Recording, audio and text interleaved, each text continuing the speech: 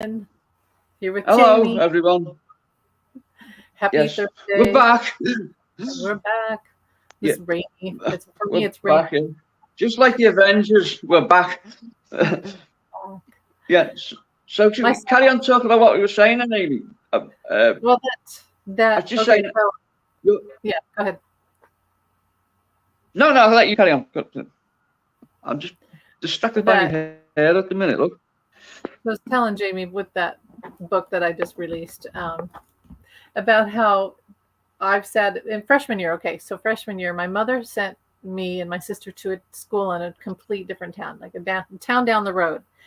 And it was all because my sister had gotten kind of wild to my Catholic mother's. And I shared a room with my sister, so I can agree she was pretty wild, and I would be up at night hearing her on the phone with boys and stuff. But what I didn't need to go to the new school, especially it was my freshman year, so. But I didn't have much say in that, so there we go. I'm in a brand new school freshman year, and everybody already had their cliques. And I don't know how, but I just ended up at what I called in my own head the freak table. And it was me and the other losers or whatever that just couldn't fit in because there were definite cliques at that school. And I was pretty much there all year at that table. And then finally the next year, I probably must have begged my mother to send me back to my other school. And I did go back to the other school with my friends. Anyway, so So yeah, it was a pretty hard experience that year. had you developed your intuition at that point, Amy, or has that not happened yet? You sort of. I know you You said know, you had an accident, that kind of catalyst for it. I think I've always known that I've had intuition, but not really. Like I always thought that you had to Yeah. hear spirit, and now I know that most people don't hear spirit. It's usually or see. Usually, it is um, just annoying. And I've always had that, and I've always had like that psychic sense. I've always had a connection with animals. I've always been empathic, and so I would say that probably when I began to know, and I just thought about this yesterday, that really when I knew I was intuitive was because of John, because I knew that John was connecting Wow. with. So that was around 18. And when other people would say things, I'd be like, but he's not really dead. And because blah, blah, blah, blah. So I knew that he was hanging around. And now I look back and I see it, him being in my room. And um, I would have conversations with him, like not out loud, but like in my head. And it was a real thing Dialogue, yeah. together. Yeah, we've been. Yeah. Yeah. So that a lot, and he awakened me and all that stuff. But it wasn't until about 10 years ago when I really began to realize that I had intuition and wanted to do all Ah. the tarot cards and stuff like that. So, and Well, it came that's naturally. interesting. Yeah. Yeah. It just came naturally then, like when you decided you were going to do it, it came naturally to you then, yeah. Mhm. And I had dreams. I Yeah. had a lot of psychic dreams and dreams of being on the other side, so that nobody else could understand. Like when you tell people, "Oh yeah, I dreamed I was in heaven last night," and they're like, "What?" Yeah, it was the Yeah. I flowers mean, were bright colors and things like that. Other people don't quite understand that. Some people do. Some people have. some people don't. With me, with the, like the little bits of intuition that I've got, I think I was afraid of it when I was a child, so I kind of suppressed it in myself because I didn't understand what was happening. Like Yeah. silly things like being able to see the winner in like a horse race and stuff like that, and Hmm. it caused me to panic and that, and because you start thinking what's happening to me, and that, and then or some people who aren't understanding of it, you tell them, they instantly think that you've got some kind of a mental illness, or it's well, Yeah. in my case, that's what it was. You want to get him seen to? No, people to me like, I can't. You want to take him to a doctor? That's not right. No, like a doctor could could like there was medication that could stop that kind of thing. So I kind of suppressed that side of things, and then and then it just kind of like I had no control over it. And it was like things that were going on when I was about 16. That's when things started like. But even now, I found since I've been in contact with yourself and Ali that it's opened me up again more. So obviously, in some way, I'm kind of still suppressing it, like the unknown part. It's like kind of keeping it away. But meeting yourself and a few other people, that's opened me up to other like kind of possibilities and that. And like you said, you look back and you think, oh, well, that's what that was, or that's what this person was, and things like that. No, it's just saying to you then, Amy, it sounded like it sounded like I was. I didn't want to come across like I was making fun when I said that your story kind of reminded me of Carrie, like the Stephen King novel, like because you were in high school when all that like coincided and things like that, and maybe he was prophetizing someone like yourself when he visits the story. Yeah, it was. Yeah, I mean, it was weird. There's good and bad that year. Sorry. So many things happened. Like my sister, she had this huge car, like an old Pontiac or something, and we'd have to drive across these country roads to the school and go across railroad tracks. And so starting the car, so these are the funny moments. The oil, clearly it was burning oil, and the neighbor's yard would be filled with black smoke as we left, and then we'd drive towards school. We'd have to go across a railroad track. So the car would die quite often on the railroad tracks, which was terrifying. And looking back now, it's like it wasn't so funny. Yeah, and we'd get to school, and I would go into art class. That was the first class for me that each day, and this guy would say, "I heard you coming," because my car was so loud and so horrible. And then she would have detention every day because she would stay in the bathroom and do her hair. So then I would have to stay because she drove. I'd have to stay, and I'd be in the library. I've lived my whole life in libraries, and so. But anyway, it's funny. But the bad thing was, yeah, I grew. I had a growth spurt, so I was knocking into everything, and then of course, period, and all that horrible, lovely but horrible stuff, and it just became. It was just awful. I remember, and I had a bully. This one girl named Shayla. Her name was Shayla. Started to pick on me. Oh, yeah. And I've attracted bullies my whole life because I remember I had one in junior high too, and I had Fred in grade school. But Shayla was going to kick my ass every day. She's going to kick my ass, and it would make me so mad. And I would be like mouthing words at her. I remember I would take my glasses off in gym class, and then stupidly not know that she could see me mouthing, "You effing bitch," And so I remember she was like, "I'm really gonna," something that was resolved somehow. But I have a temper. I like when people start to threaten me like that, I can get like a big temper, and especially when other people are being threatened. So like Carrie wise, I can see how like Carrie, you can make someone mad, but for me, it's more about other people. When other people start to get bullied or hurt, that's when I really get mad. Yeah. I used to get angry. Good Lord. I know. He really loves Julie. You can tell by his plaintive wail there. It really, you can tell that he's really fond of her. Like he's excited that the thought that she's coming in. I know exactly what you mean, Amy. Like with regards to bullies, I used to have more problems with if like say I got into a fight with someone, like I wouldn't have as big a problem with the person I had the fight with rather than the person who was stirring it up.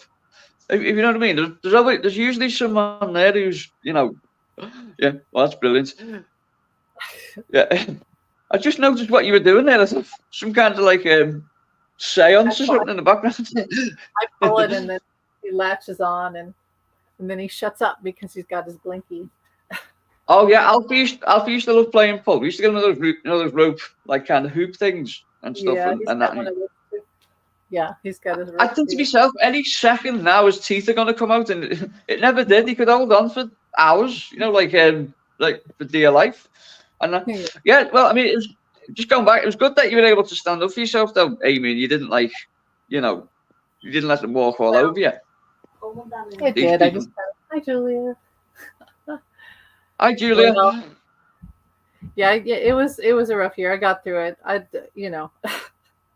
remember even things. Well, whatever. But it helped me write this book because looking back, I always told my kids that was the year of hell, and then when I started to write the book, it was cathartic, But was funny. Yeah, Some funny stuff I out can of it. imagine. Yeah, it's good the way that happens sometimes. Yeah, even if you have like the starkest, most darkest memories, if you look deeper into it, you start remembering funny things that happened and things, and you think, oh, actually, yeah, it wasn't as bad as what I thought it was at the time, and that kind of thing can, oh, you really look like Kate Bush there, Amy, when you took your glasses off. I mean, again, I mean that as a compliment. What was I going to think? What was I going to say? There was something about, oh, I remember, here's a good thing. One of my favorite memories was in art class, and the teacher would turn on the radio and the Doors would play, and he loved the Doors. And I love the Doors now. I love them. And Riders on the Storm would come on. I just remember all like this art class drawing, intricately drawing this huge project for school, and hearing Riders in the Storm. And I've always loved that song. I love Doors. So. Oh yeah, yeah. I remember. Yeah. What did you think of the movie with Val Kilmer? If you've seen the movie, yeah, I love the movie. I know it's like any movie that's historically based, but it's drama. It's not going to be completely accurate because you only have 2 hours, and you have to make it interesting, right? It's not a documentary; it's a drama. So I took that into stride watching it, and for me, I don't like the scenes where they're fighting, like at the end when him and Meg Ryan have a huge fight and he locks her in the closet and the house catches on fire. Well, apparently none of that was real, so why did they even have it in the movie? But the rest of the movie, yeah, I know what you mean. That there's like dramatic license to give to things like that. It's like we were talking the other week about Bohemian Rhapsody, which obviously was a great success, and Rami Malek was brilliant in it, but it was complete. The fact, like, the instance did happen in real life, but it was completely out of sync with what actually happened. If you know what I mean. Like, I mean, I think I get a feeling with Bohemian Rhapsody that won't age very well, that film, because, well, for instance, the scene where Freddie Mercury finds out that he has AIDS the day before Live Aid, and he tells Queen and then goes on stage. And in actual fact, they didn't find out till like 1990 that he was dying of it. But then that wouldn't make it for an interesting film, or it wouldn't take the narrative anywhere if they were going to, go down that route and whatnot. And but yeah, dramatic license comes into it a lot, doesn't it? With biopics and that, because like you said, you've got like 2.5 hours or whatever it is to tell the story, and that was one of the foibles of Chaplin, starring Robert Downey Jr. Like you couldn't tell like the story of a year in Chaplin's life in 2.5 hours. They tried to tell the entire kind of scope and get everything, all the little facts in and stuff like that. But yeah, so you did art at high school, did you say, in college? You actually studied art at one point, Amy? Yes, I've had art class in. Did I have it in junior high? I mean, yes, I had it in junior high. I had it in high school. I did, and I took theater. I took choir. I was even in drill team and flag corps, which is like when the flag. I don't know if you've ever seen that. I love that. I thought that was cool. But yeah, I've always been in art class. Right, yeah. I did art in some college classes, and that was good. That was cool because I remember. There you go. Another connection to John. Yeah, it was kind of like, and I'd have to say that it was, that first painting class. Was it the painting one? I learned a lot in that class. I remember we did black and white still lifes, and it was winter, and I would drive home from school, and everything was shades of black and white in my head because I was so tuned into the work. And I realized that life is like that. Life is black and white. Well, not literal, but gray, like the shades of gray in between everything. That's how I started to see everything. And then I did a still life, and I thought, oh, this is horrible. This is horrible. And I'd be in the corner with it. And the other students would come around and go, whoa, that's really cool. And it taught me my perspective is pretty warped about my own work. And so our teacher would have us get up and look at everybody's and then go back to ours. And that really helped with perspective, is when you leave your piece and go. And I know what you mean. And I wish we could do that with viewpoints about opinions and things, because it would help.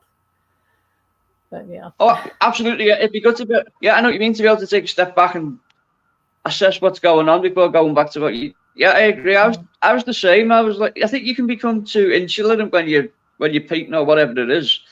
And like you say, you can focus too much on what you're doing, can't you? And like the little things that you notice that other people wouldn't start playing on your mind and things like that. And you're right, it is good to take a step back and take in what other people are doing, and maybe take inspiration from them and see how you can improve your work by looking at this. It's that way with writing too. That weird thing that happens where you read your own work and you think it's horrible and you have to leave it alone. That's why it's really good to read widely if you can. I think it's really hard these days for people to read because of the internet. Our phones really mess with us. But it is really good to go out and read, even if it's just a little piece of something every day, because as a writer, you need that perspective. And it helps fill those gaps in your brain and develops your writing, I think. But what is it called? Well, do you know what that theory is called? It's not Stockholm syndrome. It's something. Man, what is it called? Is it where your work is horrible? I know what you mean. Yes. Yeah. Well, that's why I always I don't always, but I often, and that's why I try to get your opinion on stuff. I'm a terrible judge of my own work. I can't, like. Literally couldn't tell you what it until it gets a reaction from people. I couldn't tell you how it's going, to be honest with you. And I can remember some people, when you do that, can say, "Would you have a look at this for me?" and that. And I think you think you're showing off. Oh, all right, you've wrote it, that kind of thing. But I am literally clueless until I can get. I think also from my point of view, coming from acting, where you'd have an audience, it's like. Your dependence on the instant reaction you get, whether it's like stand-up comedy or acting, and with writing as well. The difference is if you're on stage acting and you get an audience's response. When you write something, you're not there when they're reading it, so that makes it difficult, if you know what I mean, to gauge. From my point of view, and that. But going back to art, Amy, did you have a favorite artist back then? Do you have a favorite artist now? Well, I have many different. I mean, I've gone through phases. I really loved Picasso. There was a time when I was just nuts about Picasso. Oh, yeah. Really nuts. But then Monet and all. But now I really love modern art because I like to be surprised, and I love photography. Yeah. So for me, things like Man Ray has always been a huge inspiration for me. The Dadaism and all that. And it's funny because I didn't know that John was in a club that was based on Dadaism, the Dissenters, until I started writing the book, and I found out about it. Him, Bill, Harry, Stu, and who's the other guy? But anyway, they would talk about Man Ray and Duchamp and all that, and I was like, my God, I've been talking about Man Ray to people for years now, and then I find out that John was in a club that. So it's there interesting. You go. That's a huge. There's another connection. Yeah. It shows you really are his soulmate of a kind, and that. And that was one of the first connections he had with Brian Epstein as well, wasn't it? And they were able to talk. I think when Brian Epstein first met John Lennon, he thought he was a thug. He thought he was just like a working class, thug, because he put that across. He played that sort of the hard man image, didn't he? And that, but that was one of the. They were able to talk about art to one another, and that's where I think he realised there was more to him. I mean. There was other things as well, but yeah, that was one of the the sort of the thing that sort of with the blue touch paper, that kind of thing, and it's fascinating to think what Stuart Sutcliffe could, even had he lived and he not been in the Beatles, I'm talking about, still he probably would have gone on to do something incredible.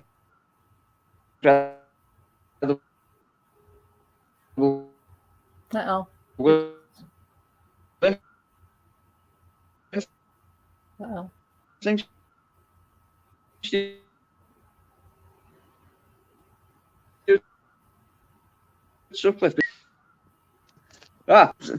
Sorry. We mentioned people like Stuart Sutcliffe, and that sort of thing happens.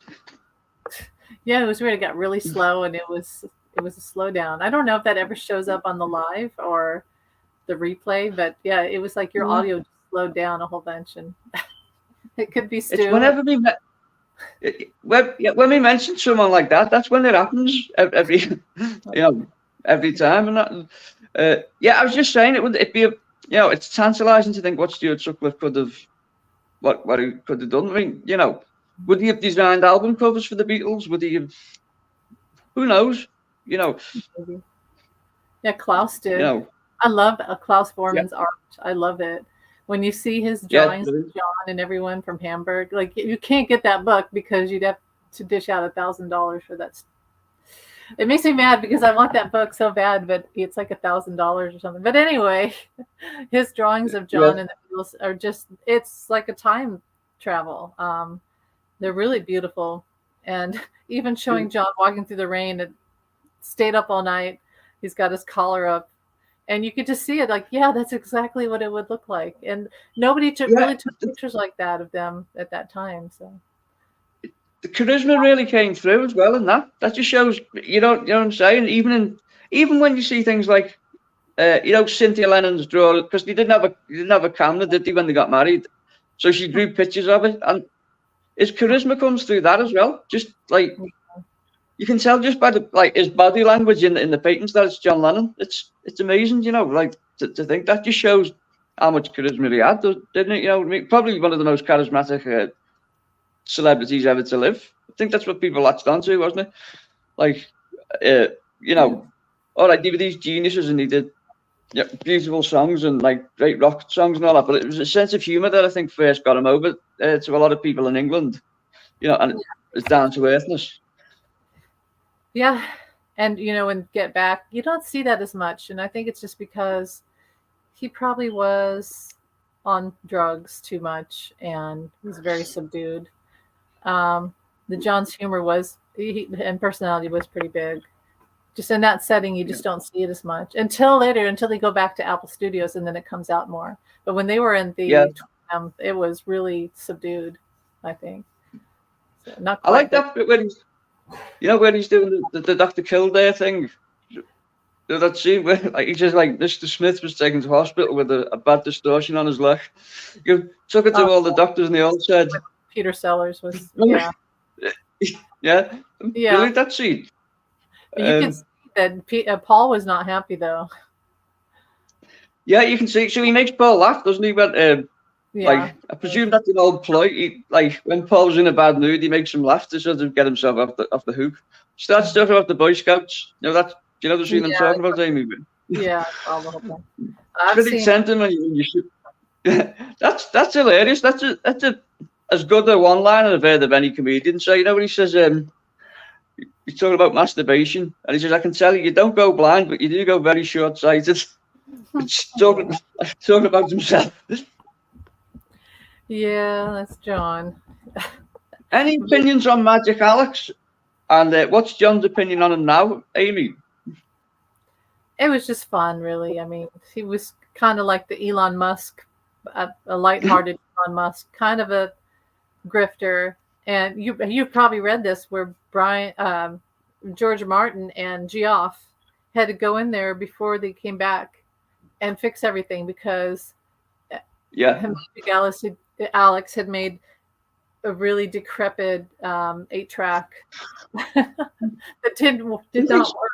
So they're scrambled to get equipment in and all that. So when you see John hold up that piece and that really crappy, it's a mixer board.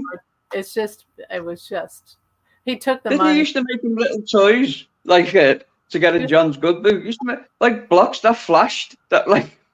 Yeah, it was all ideas. It was. Yeah, didn't he say? I think he conned. I think I've heard that he conned them into thinking that he could produce a 30-track. No, the 8-track recording. He could make a 30-track machine. Yeah, and it was.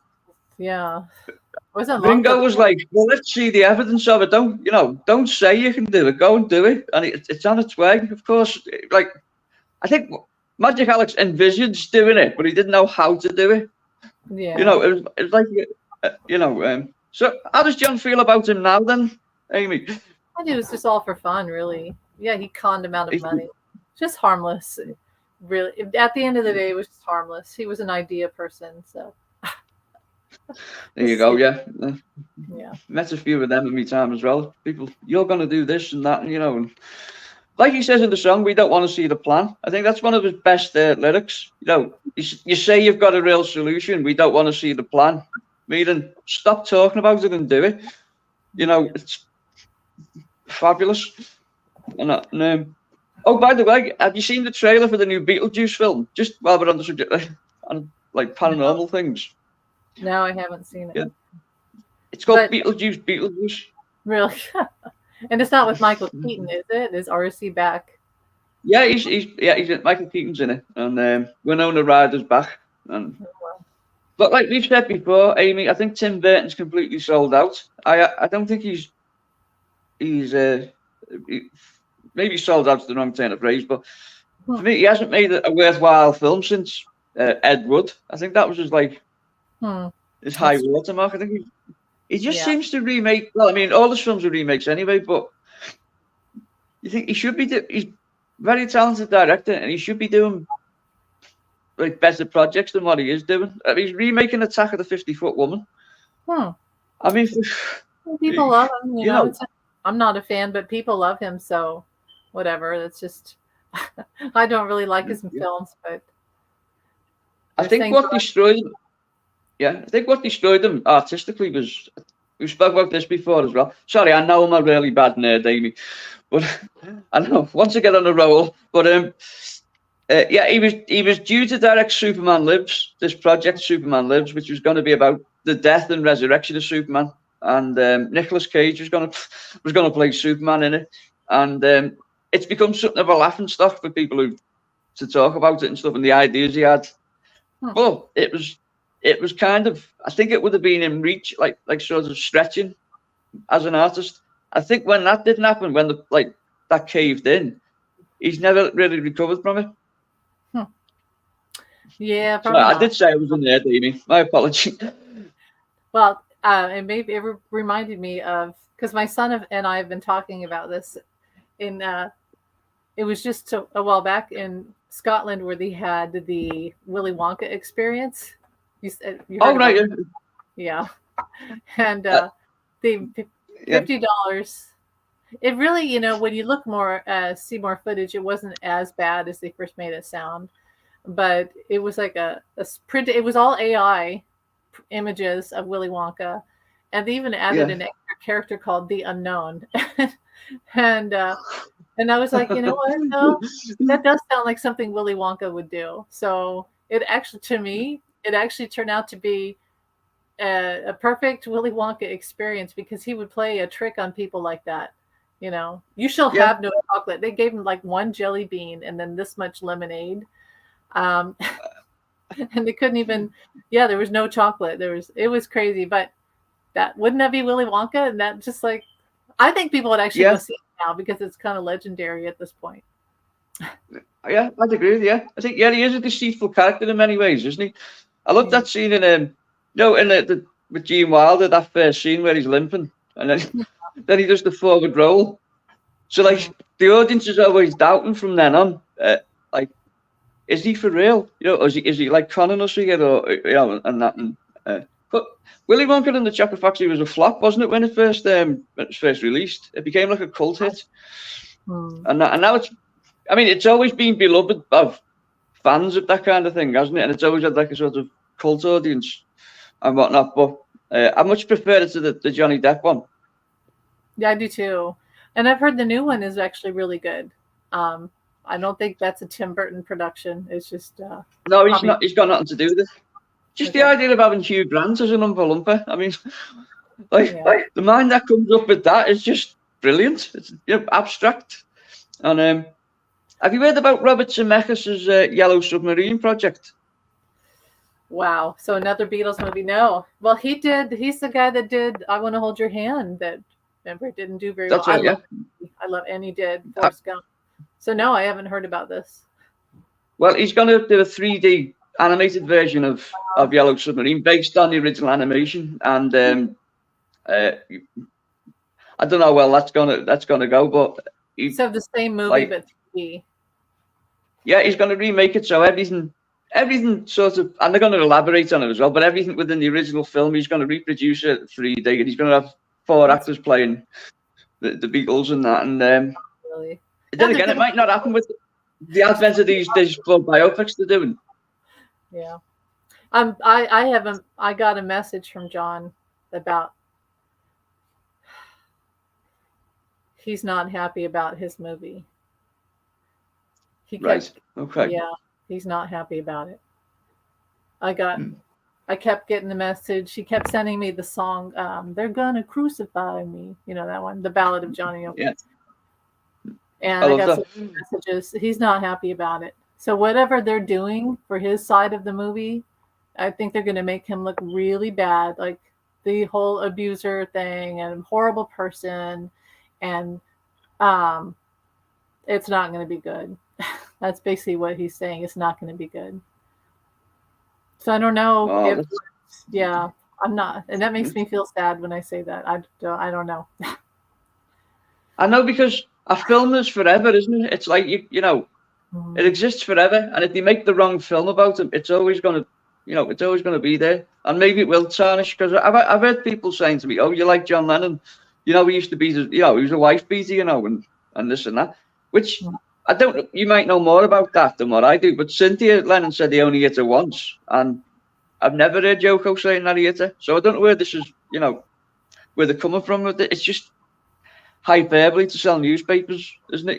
That kind of thing. So it's not a good thing then, is it, Amy? That this if they're going to get John, if John's not happy with this segment, then presumably it's going to be unevenly weighted in the other three departments as well.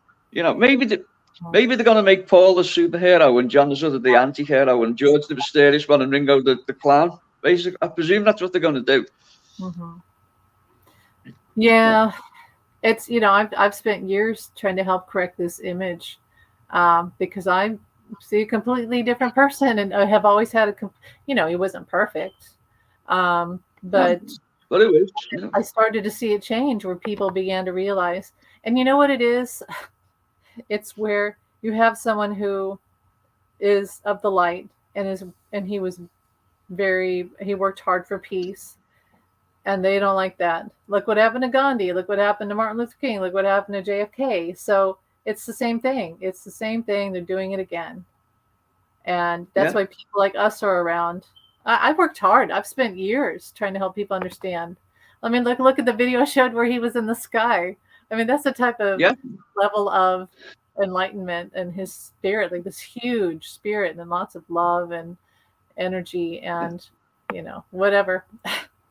That's why he's always with you for some reason. I think we've discussed the reason ourselves, but I think we know the reason why he's with you so much, and why he's kind of anchored to you and that. But yeah, I've been blown away by. Hello, Coco. Is it Coco? No, this is Kitty. Why have I just said Coco? Kitty. Yeah. Hello, Kitty. I was just saying, I've been. Maybe once or twice, if you see his image manifest itself somewhere, you think that's odd. But it happens to you like thousands of times, like you say, in the curtains and the clouds, and it just shows he is with you all the time. If anyone has any doubts, they only have to look as far as them. Yeah, I'd still like to play him. I'd still like to get the right project, and I think I could do it. I could turn myself into him in the right project. Yeah, I think so too. So it sounds like there's going to be a million projects now. Maybe you can get also the voice thing for Yellow Submarine. So you could look into that. I wouldn't mind. I think I've told you before. I did the voices for the Taurus board. I did all 4 voices. It was only I realised afterwards that I should have been paid 4 times. That's not even a joke. It was because if the if I wasn't able to do the 4 voices, they would have had to have got 3 other actors to do the other ones as well.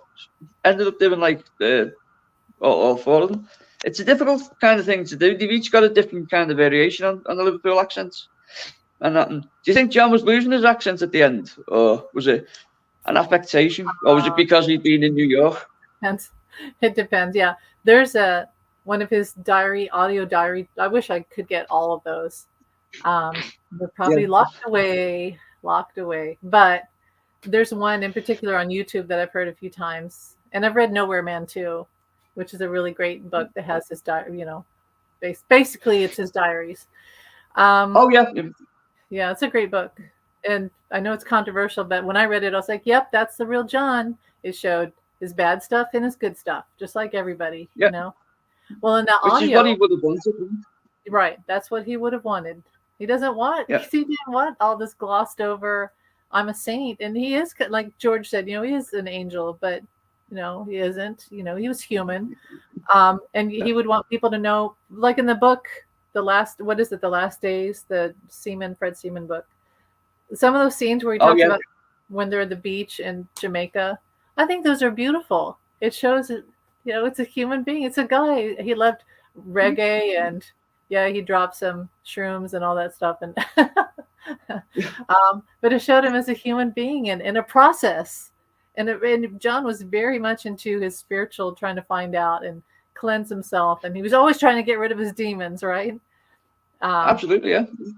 And reach an elevation. He wanted to get his intuition and become like a Gandhi. Even though he said he didn't want to be a Gandhi, he really did in a way. Anyway, those audios where he's doing his journal, you hear him not have much of an accent. And I think that's interesting. So I think it did kind of come and go, but he actually was a very natural New Yorker. So I almost feel like he was meant to be in New York, even though that's controversial because that's where he died.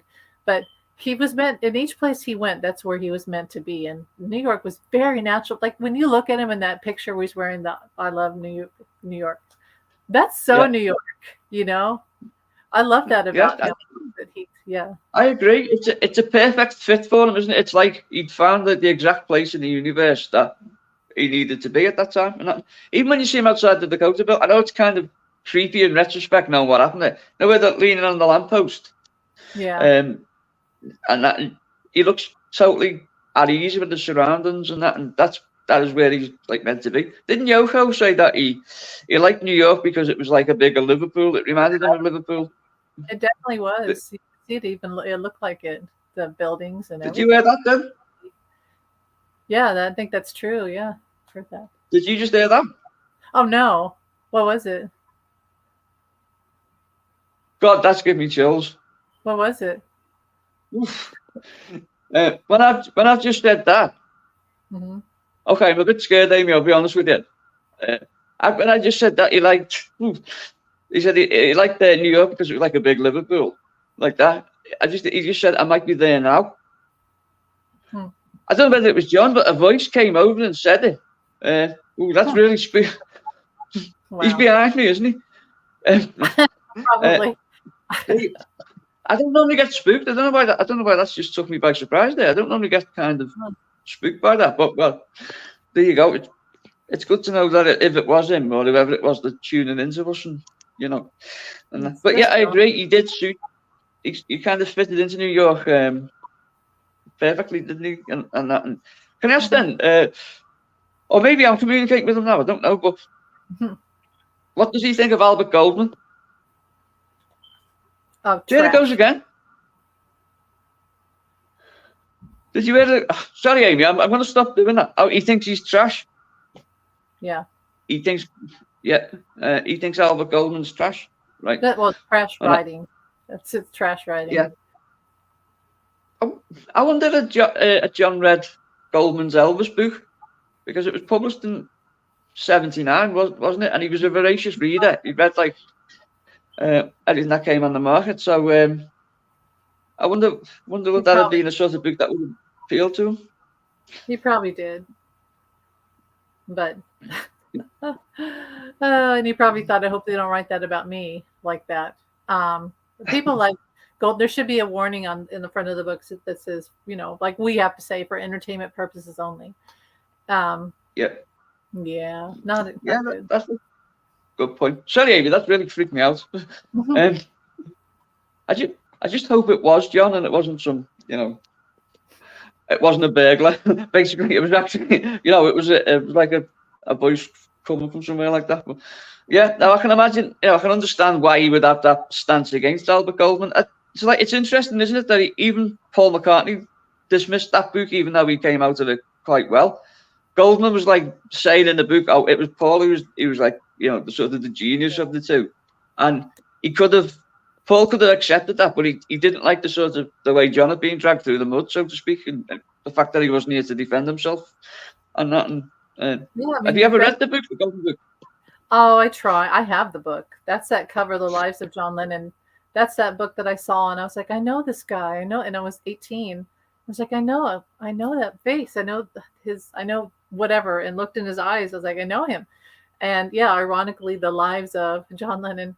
And so I did try to read it the whole time. Like, yeah, this doesn't feel right. This doesn't feel right. This doesn't sound right. That's crap. That couldn't have happened. No way did that happen.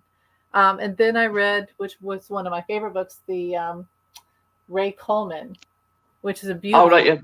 It's a beautiful book. No, it's a little at the end, a little martyrish, but I love that book.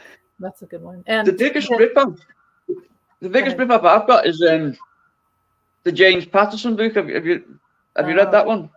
No, he did a book called the Death of John Lennon, basically, and it pertains to tell the story like never told before, and it doesn't. It just goes over what we already know, and nothing's challenged or anything like that. I think of it, James Patterson writing it. I thought, there's going to be some insight in here, and he's going to reveal some stuff that hasn't come out, but it wasn't that at all. He was just going over the same, Chapman was a big Beatles fan and this and that, which is complete bollocks, wasn't it? Yeah. My favorite Beatles books are, someone wrote The Day John Met Paul. That was a really beautiful. I remember reading it and thinking, this is like poetry. This is so beautiful. So I love that one. And I loved, I read Pete Best's book. I didn't like George Martin's. I loved isn't it called Twist and Shout? It's the book about the Beatles. Who wrote that? Philip Norman, was it? Yeah, I love Philip. That's a great book. I literally felt like I time traveled when I read that book. They really did. Yeah, it's very evocative, isn't it? It really. I'll tell you what's interesting as well, Amy. I teach the acting class on a Friday. It's actually in the Jacaranda. Oh wow! Weird, connection again. I mean, even taking out the Beatles connection there. I told you the other day, my grandmother dated Alan Williams, who was a patron of the Jacaranda. So to suddenly find myself working there myself was kind of, it's really weird, And you still got there's that room, you're probably aware of it, where John, because he painted the Jacaranda at the back, didn't he? And he carved like JL and his initials in this thing, and it's been kept in the room. But people doubt whether, there's people sort of speculate whether it was him or not. But I can't think of anyone else with those initials who would have been there to write JL, at the time. Right. Yeah, it could. So is that that's not the what? City. I said I'm still spooked out by that. No, it's refreshing. I get things. Okay, so was Jacaranda? That was a pub, right, or a coffee shop, or was a bar? It wasn't Pete's house. It wasn't his mom's house, right? Because that was a different. That was the Casbah Club. That's still John's painting is in there. He painted like a big spider web, and that's been kept. I think it was refurbished, and then it was refurbished again. And when they refurbished it again, they revealed the artwork at the back, and it was the big spider web there. And cool. I've heard stories there, but you don't know what to believe. People said that John had an affair with Mona Best. I don't know whether it's true or not, but I don't. That would really pollute matters even further, wouldn't it? If that was the case. And I get no. Oh God, no! They said it was too busy. Didn't have time for that one. And he says he was my best mate. I wouldn't have. There you go. Yeah, Tell him I'm sorry for bringing it up. But here's the story. I'm sorry, John. Well, this is a story that I had to clear up because it really bothered me. Was where Stewart was kicked in the head by the thugs outside the hall, and that's one of the first scenes I write in the book about John. And then you find out that there's a theory that John and Stu were lovers, and that John kicked him in the head or beat him up or whatever. And I asked John, and he said no. no, I didn't do that. He said I wasn't perfect, but no, I didn't do that. And we weren't lovers. Um, No. and then Well, he did. Go ahead.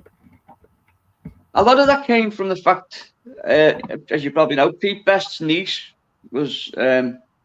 I don't want to speak badly of anyone, but let's just say she needed the money at the time. Not Pete Best, Stuart Sutcliffe's niece at the time His sister. found herself in some financial hardships, and she went to around 2000, 2001. She went to the press with all these myriad of stories, and the ones you mentioned, they were two such stories. One that there was some kind of sexual relationship between the two, and that it was John that actually kicked Stuart in the head. And the papers over here, just, again, whenever anything negative like that comes out about John, the papers over here just completely run with it. And you know, it's not fair because he's not here to to defend himself, as George said. Yeah, I had to clear it up. I did research. I did my psychic research by talking to John, and then I Googled, and I was like, did I? And I read the stuff that his sister said, and John kept saying, no, I didn't do that. I didn't do that. It wasn't me. And I found a report, and somebody showed that his autopsy and the brain scan showed that Stuart's condition was from birth, and it was aggravated by certain things, but it was actual hemorrhage that was from birth. That wasn't from a trauma. And if it had been from a trauma, and he was kicked, that did make it worse. He did have, that made it worse, but he would have died instantly if it was from that. If this was a birth defect that he had, and so whatever. I just thought that was. No, I'm glad you cleared that up, because when that came out in the press at the time of the early 2000s, people were even saying, "Well, that's why he got shot. It was karma. It was instant karma." That kind of thing, and it's just disgusting. The other thing is, if that had been the case, I think it would have come out a lot, a long time ago, wouldn't it? You know what I mean? People would have speculated about it then. But it's just kind of like be plucked out of thin air the way it was, and that was really distasteful, I thought. I think so too. It's part of the campaign to silence and ruin the legacy of someone who was actually very peaceful and evolved a lot and worked really hard to evolve. He wasn't perfect, as we know. He wasn't perfect, but he did evolve, and that's what we're supposed to do. So, By the way, Amy, we always talk about the Beatles, but did you listen to any more of the Ringo album? Oh no, but I've heard those albums before. Believe me, did I tell you?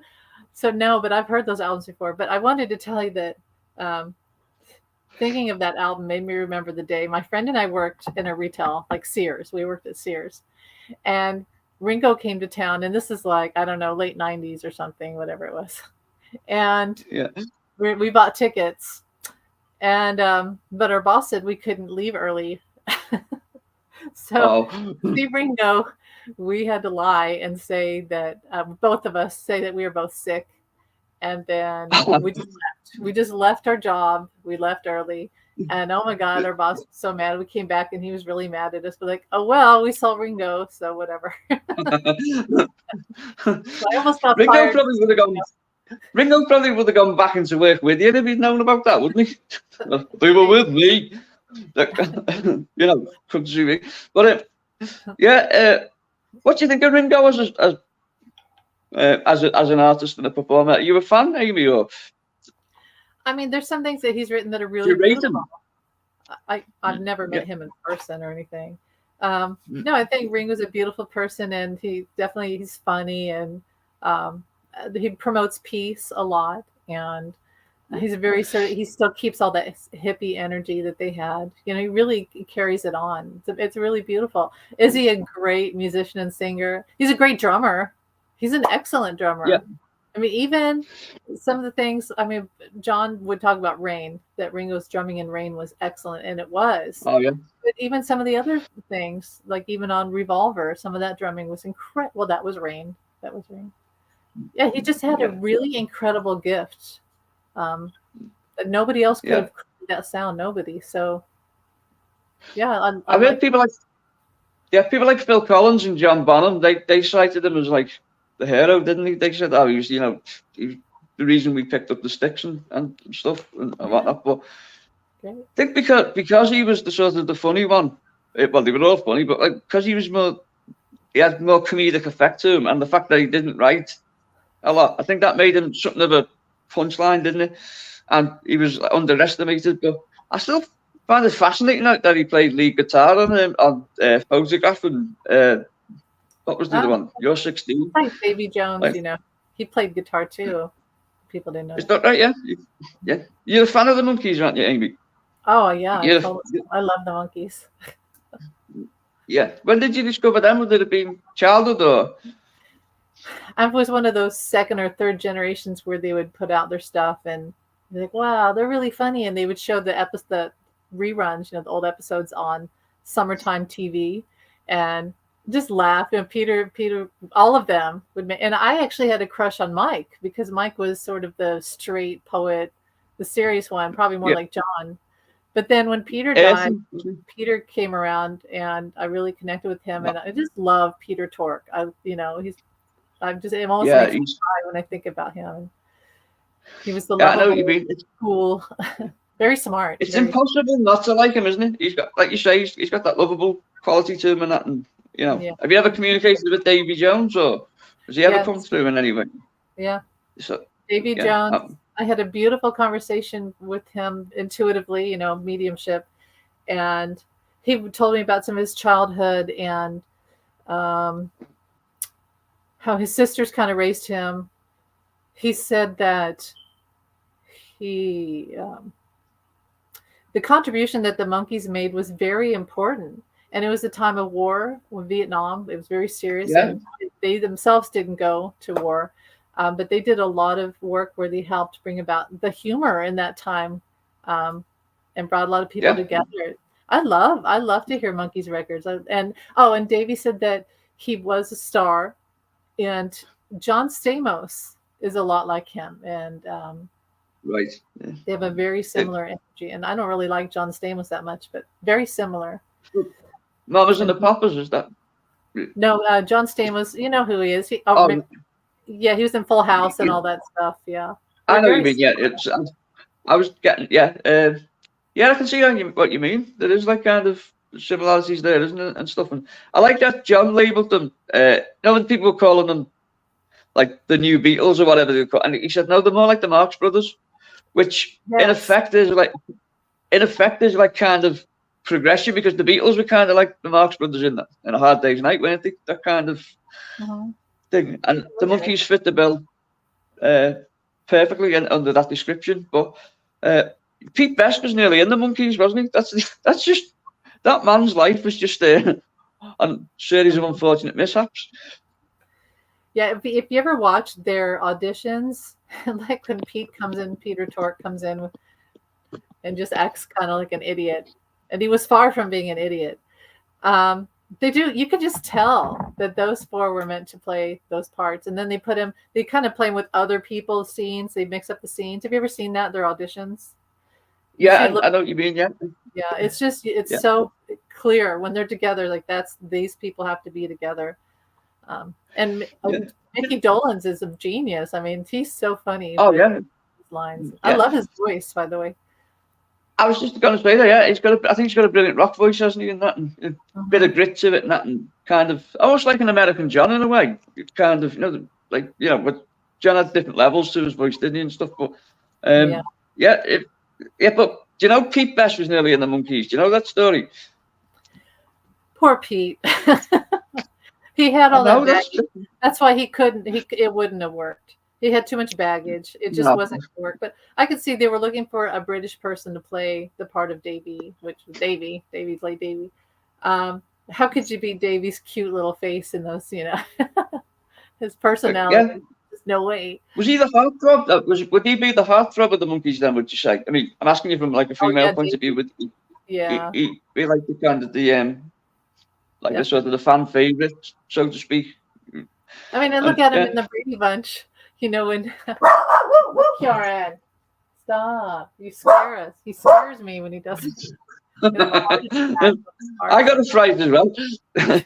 He doesn't have a normal bark. He has like like he screams.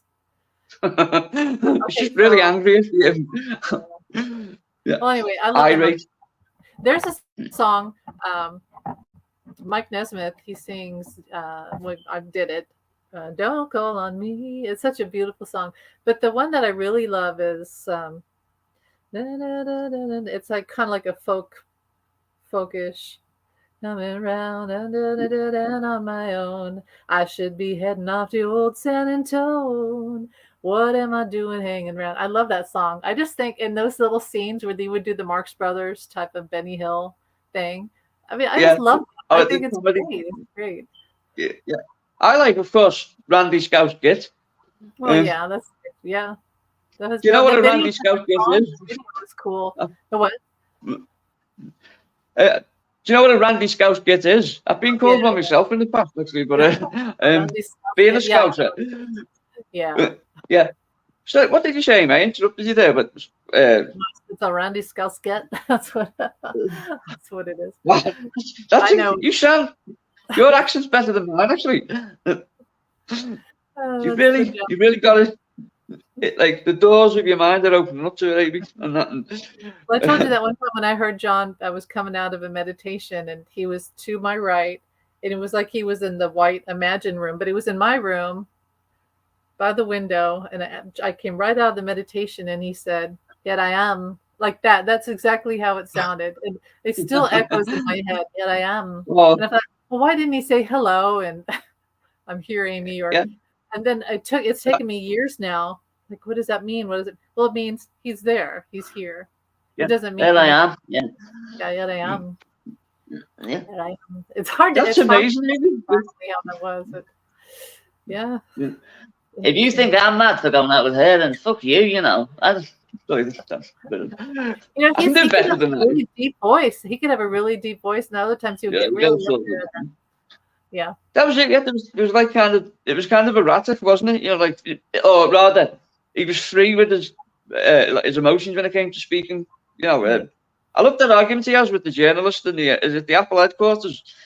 Do you know what I'm talking about? Where you're making yourself look ridiculous. Oh yeah. To some people, yeah. She just what have you grown up to be? And you go 29. Really, like flipping kind of. But he loses his temper in that interview as well. You can see he regretted that right afterwards, because he was there to teach about peace, and then he said the B word. He let some lady get the best of him, and he was trying to teach people how to be peaceful. He lost his temper. So he fell into the trap essentially that was set for him, didn't he? Because I think she committed suicide, didn't she? I didn't know that. Oh, that's terrible. That's terrible. Yeah, I think she she was a prominent women's lib thing, but I think that the women's lib social circle she belonged to turned on her, and she was like kind of ostracized. It didn't have anything to do with John. It had to do, I was going to say, with some outside thing. It was peer pressure. I think the people like I think she was steadfast in her beliefs, and she refused to kind of, change when other people were changing. And I think it kind of, she was very lonely as a consequence, and then obviously committed suicide. Sad story. Yeah, that is. But that's the because I've been watching Imagine John Lennon, the 1988 film. Because I'm going to do the essay for it for the magazine. But that one when someone sent a letter in saying they'd been speaking to Brian Epstein on the Ouija board. Have you seen that clip? It's been a while. I remember it. I haven't seen it in a while. Yeah, he says something. Go ahead. Yeah, he says spoke to the after John reads it out. And he says after consulting the Ouija board, we spoke to the ghost of Brian Epstein, who said there's going to be an attempt to assassinate you, and it's like. I forget the date, but it's got 9s in it as well. So obviously it would have kind of because he was a numerologist, wasn't he, John? And he took great significance in numbers and stuff. So I imagine it would have panicked him getting that, and obviously it wasn't connected in any way to what happened. Well, I don't think it was anyway, but it must have been frightening. It was probably in his life. That could happen. Something that was in his life. It was in there. Yeah, I mean, Yeah. it's true. Well, It's what happened. He'd been told that several times, so it's yeah. sad. Well, I mean, when they left to do the last American tour, Mhm. Cynthia says in the book, doesn't she, that like they held on to one another as he was leaving because they were fully prepared for something to happen, or they were fearful after he'd made his Jesus comment. Yeah. And did he want to go on that tour? Do you know? Or I was wrote he? about that. It's funny because as you said that, I was like, oh yeah, well, I write a scene where Brian Epstein is on the TV explaining how John didn't mean what he meant, and Yeah. John's watching in his den smoking, and Cynthia walks in, and Yeah.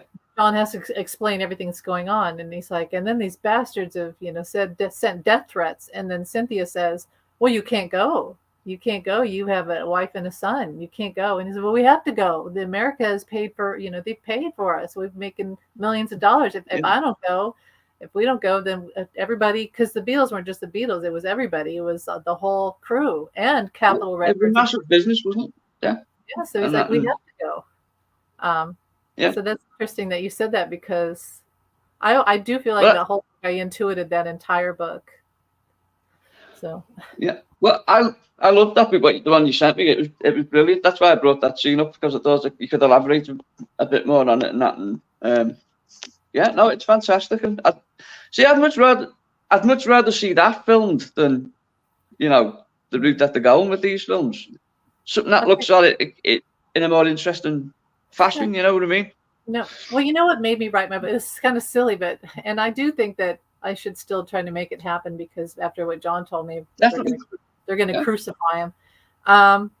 But the one scene that I really want to be filmed is the whole LSD scene in the dentist's office and them going up to the what is that? Well, what? Yeah.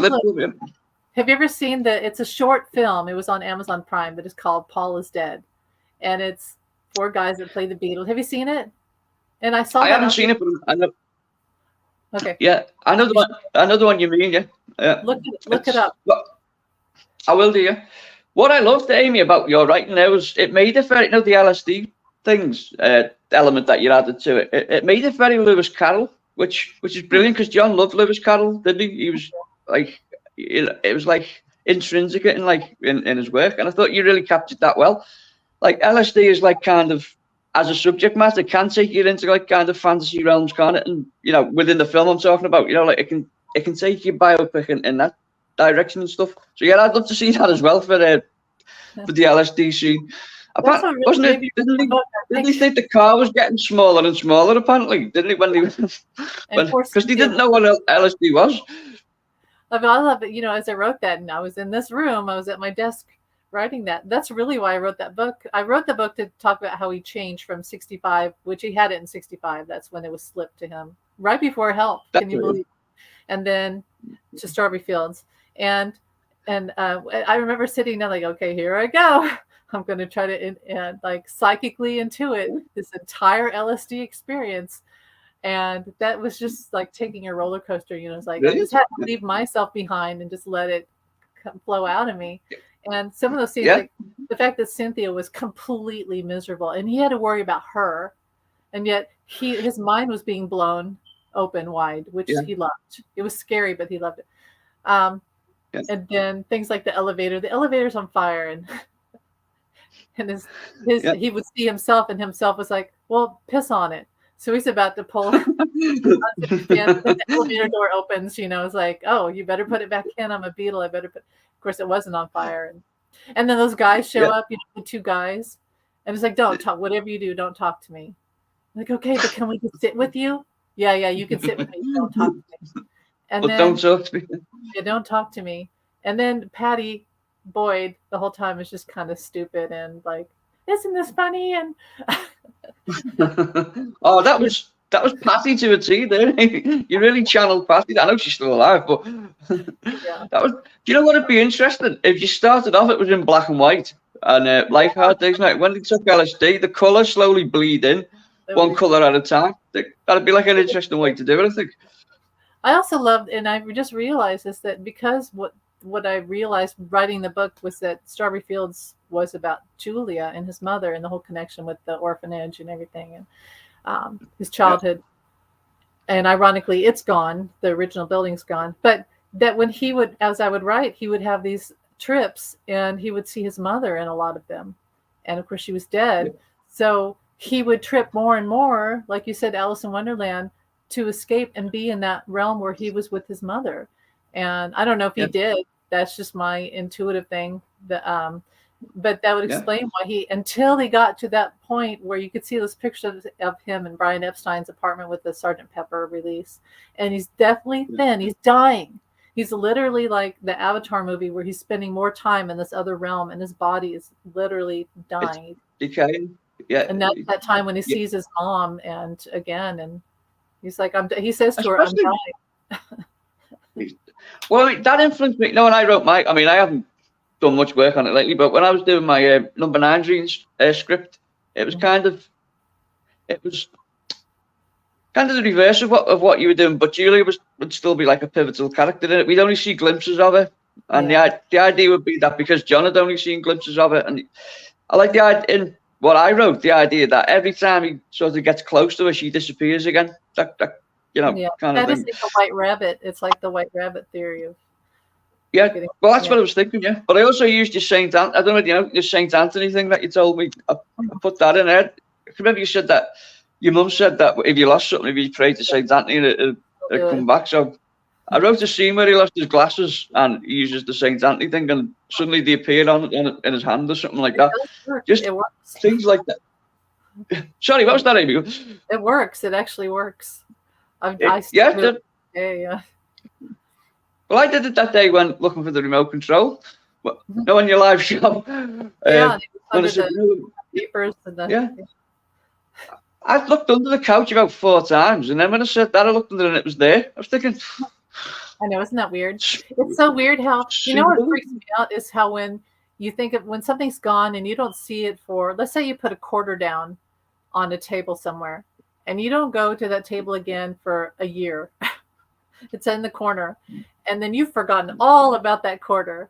And then one day, a year later, you walk by like, oh, there's that quarter. And it's almost like in somewhere in time when it also, all this, the every day of the past year goes. So you're back at that time when you're like, wow, I'm so surprised that reality kept it there because I've completely forgotten about it. How is this thing still there? My whole life has changed. And yet that quarter's still there, right? It's still there. Yeah, it's really weird. It's amazing when you think of that, isn't it? Like you say, everything that goes on around stuff like that. And wasn't it Michael J. Fox? Michael J. Fox, before he realized there was something wrong with him, and I think he visited it. I think it was his dad, and his dad had like a little miniature garden thing, and Michael J. Fox planted the seed right down the bottom of it, and then 10 years later he went back and it was this enormous tree. But at that point, he found out he had Parkinson's disease. Oh, wow. And the branches on the tree had like started to decay. And he saw that as like a brilliant metaphor for what, like, the growing went on all like around without him realizing it was happening. And the same with decay as well. That kind of, another interesting one was, by the way, you mentioned Somewhere in Time there, Amy. Have you read the Christopher Reeve conspiracy theories? No.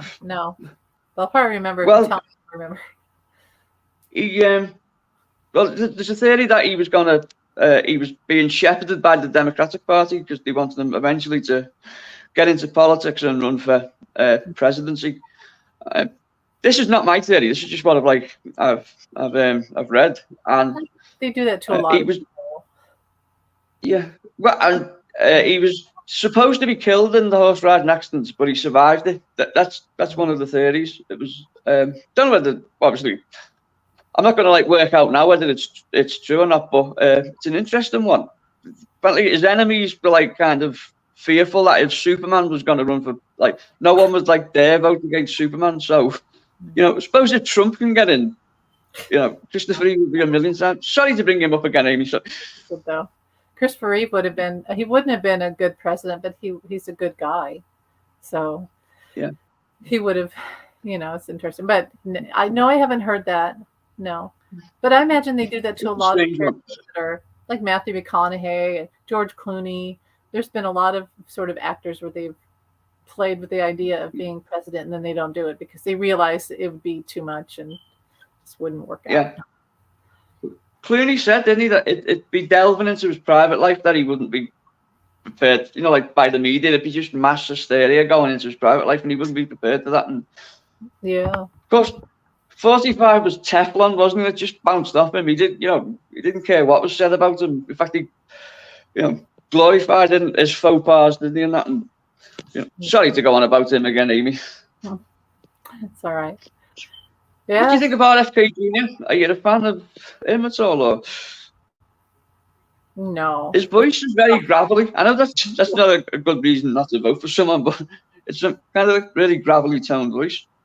It's just kind of a good example of how you can be, like I am, a huge Democrat and then have family members that are Republican. And Yeah. I mean, you can be born with people and have the same blood, but then not be the same, whatever. So they've even decried a lot of what he says. I think that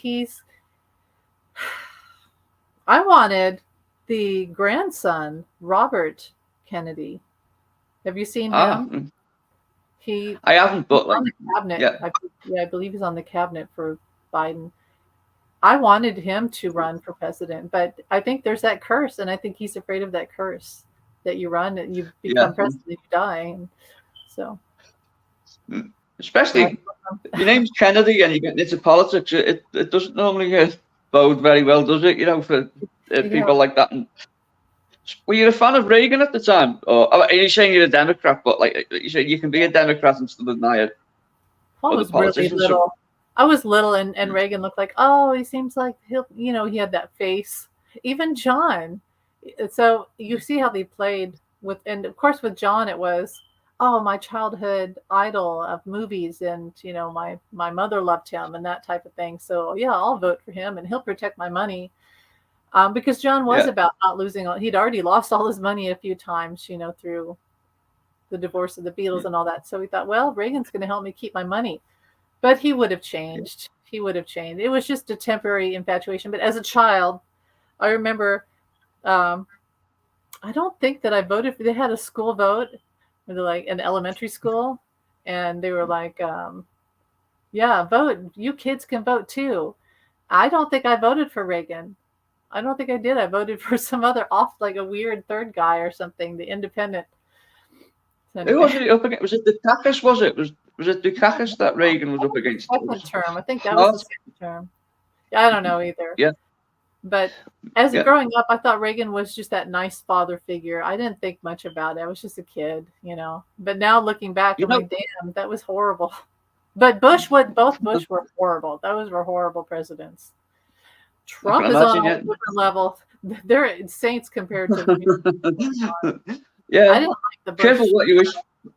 Yeah. Would you have how close, in your opinion, do you think Al Gore was? Was it a fix at the balance? Because there's a lot of people who do think that, don't they? Yeah, I voted for him. I think that it was just. Look, I'll say this about Al Gore. I wanted him to be president. I didn't like Bush, but Al Gore had some really conservative views too. Like he tried to have censorship and was really going after the art community. And I'm like, what's that all about? I thought you were liberal. So I don't know. Yeah. It just wasn't meant to be, I guess. It wasn't meant to be. I'm against any form of censorship, if I'm being honest, Amy. Yeah. How do you feel about that? Yeah, I mean, the more, and here's the thing, it always has the opposite effect. So if you want people to look at something and do something more, try to just take it away. Yeah. And that's when they're going to do it. So. Yeah. So you want it even more then, and censorship over here and that, and I resent the fact that there's people who if anything is legal, I'm talking about in artistically, if you know what I'm saying, like within the realms of art, then no one should be able to make the decision for you that you can't watch it if you're an adult. You should be able to say, I'll make my own mind up with this. And I don't buy into that. Over here, there was people like Thatcher. I don't know if you're aware of the Video Nasty thing. There was a lot of like horror movies that got banned over here, and they were just silly. The titles, they weren't even, they were very mild horror films and stuff, but they were considered video nasties, and video suppliers got caught selling them. They could have gone to jail for it. Nothing. They put in this theory that, well, if you saw a horror movie, it might make you want to go out and kill people, which is just ridiculous, you know. And Well, I don't yeah. buy into that at all. I think you've got to, if you're going to kill someone, it's a mental illness that it's inevitable. You know what I mean? A film's not going to force you into doing it if you haven't had that kind of, you know, predilection to do it before. You know. You know what's funny about censorship, though? Oh, go ahead. Oh no, carry on, Amy. Well, just as a kid, like a lot of the movies that would be on, and they would dub out the cuss words. So we would say, they would be like, "Oh, Jack, come here, you guy," or I don't know. They would put it like, "You freak, you freaker." Be like, "Oh, we'd as kids, we'd be like, we know what word it was. You tried to take the word out, but we still know what that word was." But you know, yeah, they're not fooling anyone. They did that on RoboCop. RoboCop made its UK TV debut. They did that. They changed it. So like instead of saying motherfucker, he'd say mother trucker, which is just ridiculous. Like you say, everyone knew what the real word was supposed to be. But just going back then, I've read that. You probably know more about this, and you can ask them yourself. But yeah, I think it was Sean Lennon who said about the question was put to him about John Lennon supporting Ronald Reagan, and I think it was either Sean or Julian said that Jimmy Carter had promised a lot for New York when he became president, and he had like a definite plan of how he was going to help New York. And by 1979, New York was practically bankrupt, and this angered John. And out of the two, he started to favour Ronald Reagan around about there. I don't know if there's any truth to that, but it's interesting to think that you know, being a New Yorker, that it's an interesting. You can see his kind of thought pattern why he would kind of switch to Reagan from Carter if that's the case. Yeah. You know, but it wouldn't have lasted forever. So he would have supported him and then quickly changed his mind again. I know the people try to say John Lennon was a conservative. Like, yeah, for about 5 minutes, and that's about it. And he did that too. Like when you hear Revolution, where he changed the words and would change his mind about things. So it's like that. Yeah. He would play with an idea and then it rejected after a while. Go, yeah, that wasn't such a good idea, or what I really meant. That's one of his most. That's one of his most endearing qualities is that he was so fluid, wasn't it? And and he was open about it. That he was prone to changing his opinion and stuff, and not everything's set in stone. By the way, Amy, did I tell you about the Scientologists? Oh yeah, I was leaving work, so I didn't get and then I fell asleep when I got home. So what happened? I didn't even know they came to people's doors. Are you sure it's not Jehovah's Witness or? That was the handed leaflets out, and it was, I forget what it was, but it was the leaflets. Apparently, they're opening a new study centre in the northwest of England, and I didn't know they were allowed to. I didn't know they were. That was the tack they took, was to like do door-to-door things. It could be that they were just con people pretending to be Scientologists, but my mum let them in. My mum let them in last week, and I told her, I said, "Don't let anyone in like that if I'm not here again." But she let them in again, and they left more leaflets this time, and I've more or less. I came back late as they were leaving, and I said, "Yeah, we're not really interested, so you don't have to come back again." And the main Scientologist person said to me, "Well, maybe you'll feel different next week." But no, I'm telling you now, don't come back. But door shut. It's only going to serve to confuse me mum. She doesn't need to be told she's got aliens living inside her mind that she needs to get rid of by paying 50 grand a year for the device that's going to, rid her of them.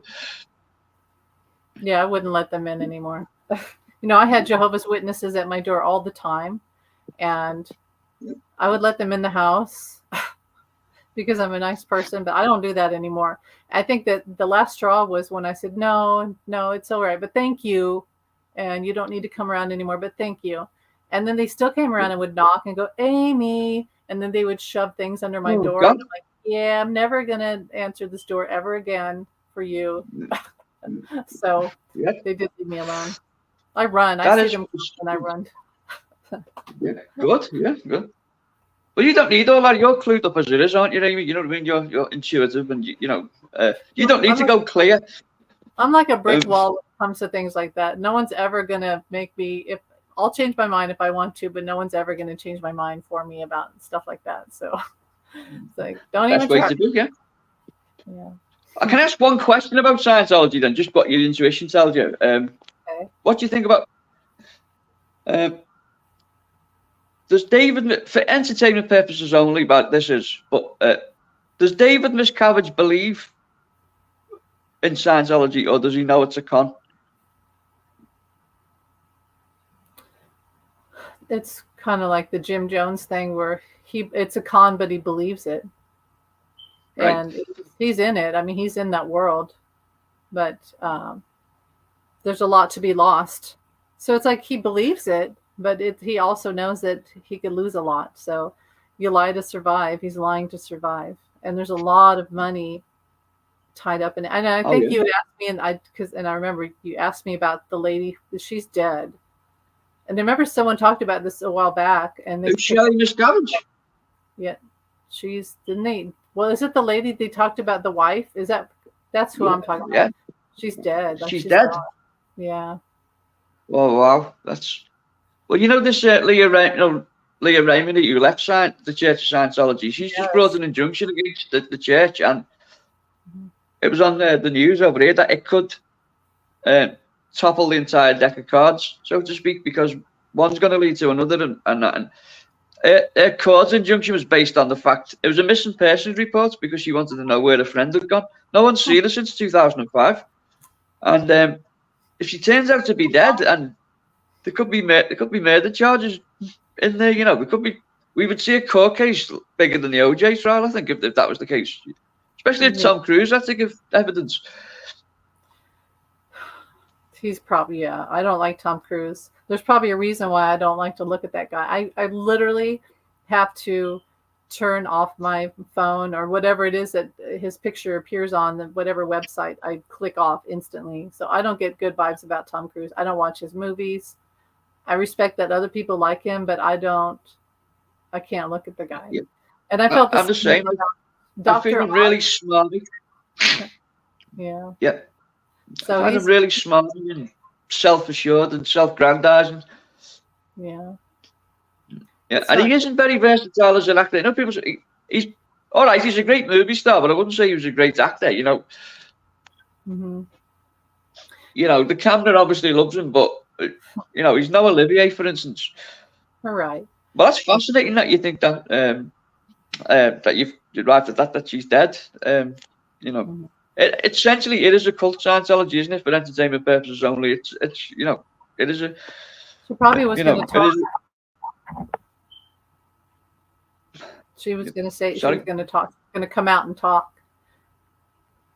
about oh, you don't know what. Well, like, I mean, Leah was lucky she got out of there.